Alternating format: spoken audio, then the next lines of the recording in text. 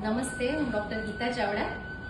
આજે આપણી સાથે વાપીથી આવેલા રસીલાબેન ચોટલિયા છે, તો એમની પાસેથી જાણીએ એમનો એક્સપિરિયન્સ કેવો રહ્યો. તમને કેવું લાગે છે દાંતમાં?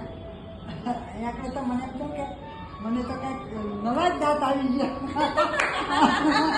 નવા જ દાંત આવી ગયા એવું લાગે છે. એમના દાંતના એક્સટ્રેક્શન કરેલા છે અમુક અને બ્રિજ બનાવેલો છે, એટલે રસીલાબેન નું કેવું એમ છે કે મારા નવા દાંત આવી ગયા એવું લાગે છે. એવું છે?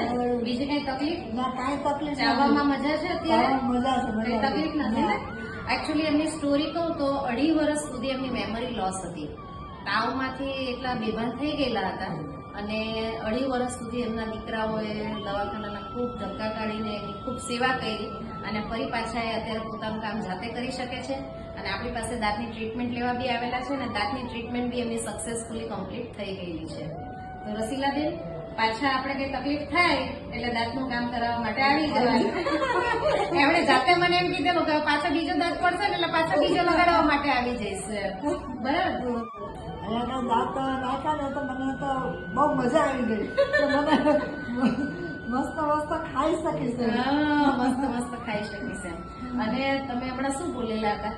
મને એમ થાય કે હવે વળી પાછો બીજો દાંત નાખે ને તો પાછી બીજો દાંત નખાવા આવું. બરાબર બરાબર બરાબર. Thank you so much રસીલાબેન. Thank you.